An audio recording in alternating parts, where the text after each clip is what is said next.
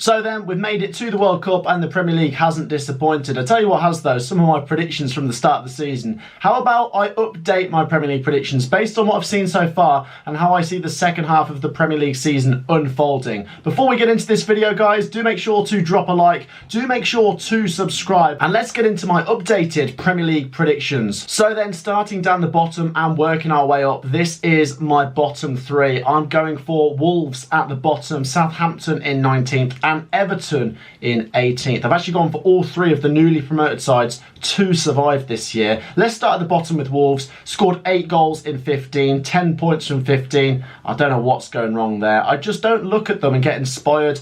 They look like they can be even in matches, and their goal difference isn't necessarily the worst down there, but I just don't see them pulling out enough wins to turn it around at this point. Remember the record, guys, not many teams go on from being bottom at Christmas to go on and then survive. So although Wolves might not finish bottom necessarily, I do think they're going down, and I do think they are a safe bet to go down in bottom. So I'm going for Wolves in 20th. Next up in 19th, I've gone for Southampton. Now, Southampton are obviously a side, they've been in the Premier League for 10 years. This is their 11th season, actually, since coming up in 2012. And this time around, I'm not 100% sure what to think about them. I can easily see them surviving again. They've certainly got more goal power going forwards than the likes of Wolves, and they've obviously got the creativity of James Ward-Prowse in the middle. But this time around, I'm not convinced. Obviously, they parted ways with Hassan Hutel, which I'm not 100% sure if I think that's the best choice. Nathan Jones coming in is an interesting one, but he's left Luton before and he didn't work at Stoke. It's a big jump for him to then go to Southampton in the Premier League. So yes, he's done brilliant at Luton, but am I convinced he can cut it in the Premier League with Southampton? I don't know. I'm just very unsure about Southampton. I think they could survive, but I'm going for them in 19th. And then in 18th, this is the big call for me, Everton. Now, this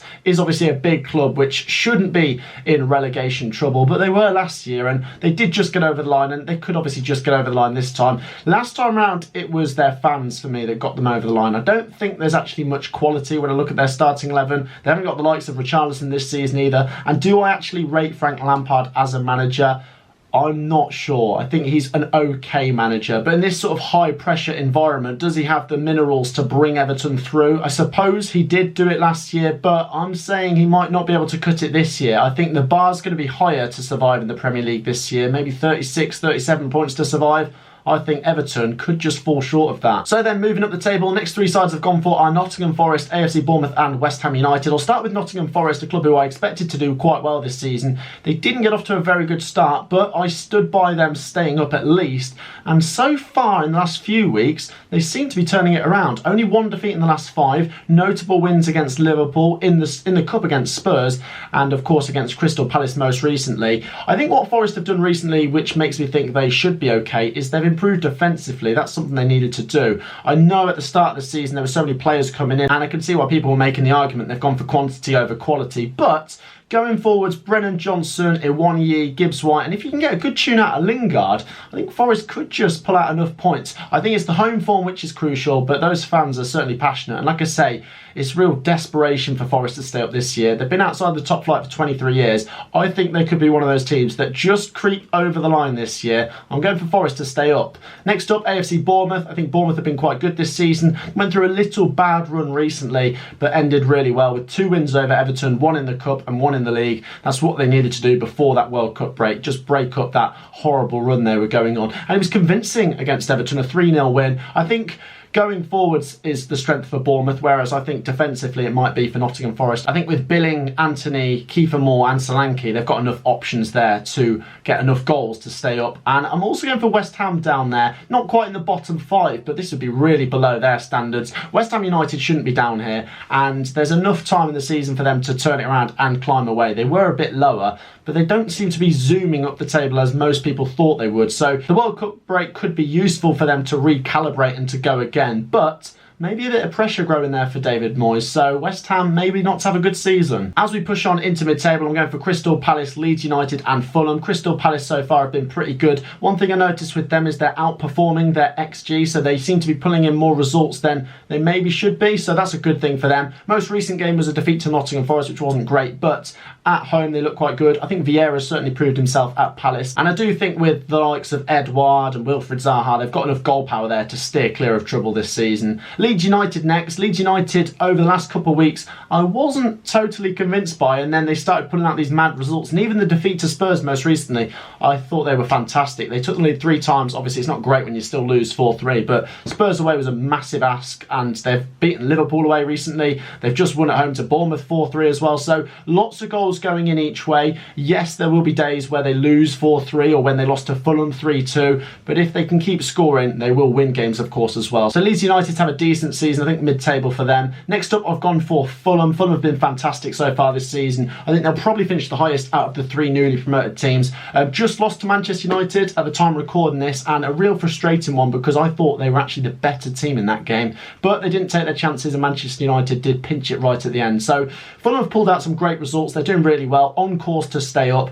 So long as they don't drastically go under a point per game, they're going to be fine this season, and mid-table would be quite something. Moving on into the mid-table section, a couple of clubs from the Midlands are next. Leicester City, who stood by Brendan Rodgers when the pressure was on, and obviously that's paid off because they've been pulling out some great results going into this World Cup, and James Maddison has been absolutely fantastic for them. He scored against West Ham. He did go off with an injury, and thankfully it looks like he's going to be all right for the World Cup. But yeah, Leicester City, I don't think too many people did actually think they would go down, but it was certainly looking like it could have been a poor season at the start, but they are starting to fly up the table, and to be honest, I wouldn't rule them out of the top half, but I'm putting them bang in the middle in 11th place. Just above them, I'm actually going for Aston Villa. I think we're starting to see how much better they can be under different management. Steven Gerrard was certainly not getting the best tune out of those players, because the players in that squad, the quality they've got, I think they've got more than enough to actually get in that top half.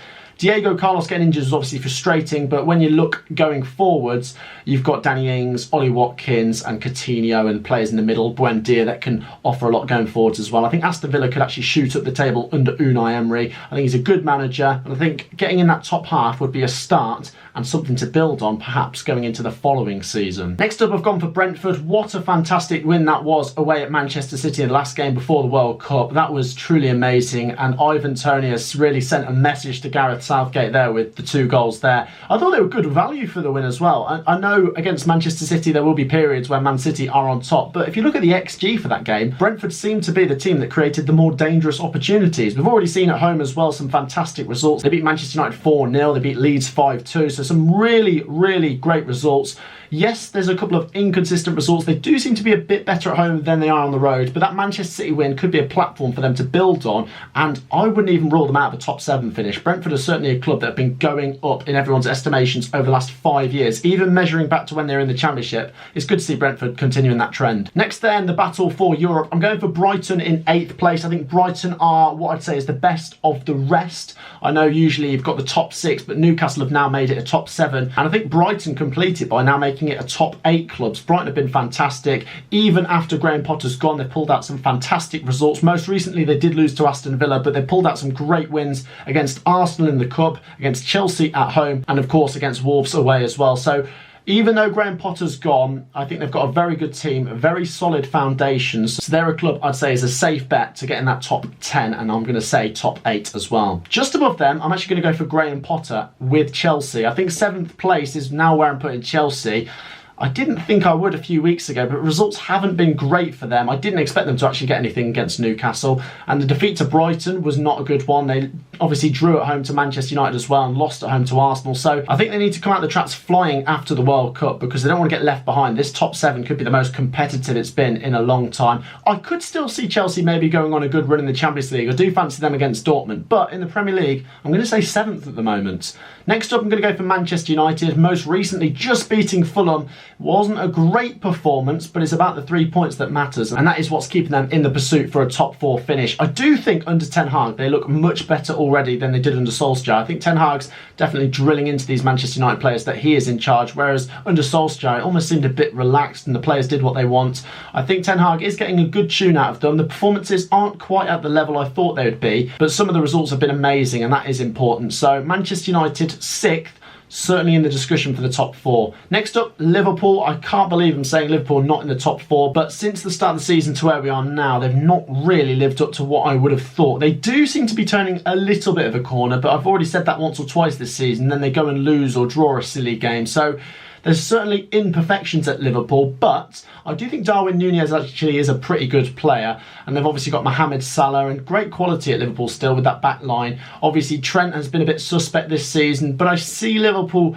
climbing the table, but maybe this bad start could be what costs them a top 4 finish come the end of the season. So then this is it, my top 4. Starting in 4th place, I've gone for Tottenham Hotspur. Tottenham Hotspur I think could just hang on to 4th place this season. They don't seem to be in the discussion for the title, but then they don't seem to be bad enough to quite fall out of that top 4. They've got a healthy amount of points going into this World Cup. It was a big win they needed against Leeds, 4-3. It was dramatic. They've got goal power, but some of the results have been a bit questionable, and like I say, with it being so competitive at the top, Manchester United and Liverpool are desperate to try and pull Spurs out of it. So Spurs are hanging on in there. I do think, like I say, with Kane, Son, Kulusevski, so much quality going forwards, but in my opinion, certainly not on the same level as Arsenal, Man City so far this season. Next up, yes, I am actually going for Newcastle to finish 3rd. I know some people might expect a fall off from them, but at the moment, I can't see it. They've been brilliant so far, and rightfully so, they are 3rd. No, I don't quite think they're with Manchester City and Arsenal, but this is them really making their statement of intent. I think we all knew after the owners came in and a better manager like Eddie Howe came in and new players started coming in that there would be a trend up from Newcastle. But I got to say,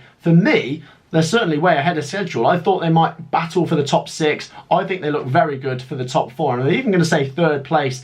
Almiron, Callum Wilson, Sam Maximan, brilliant. Newcastle, top 3 for me. So then this is my top 2, and hear me out. I know a lot of people will be split on this because Manchester City always seem to be the favourites and always do seem to go on and win the league. And then you've got Arsenal, who are obviously fantastic and have now opened up a very healthy gap over Manchester City.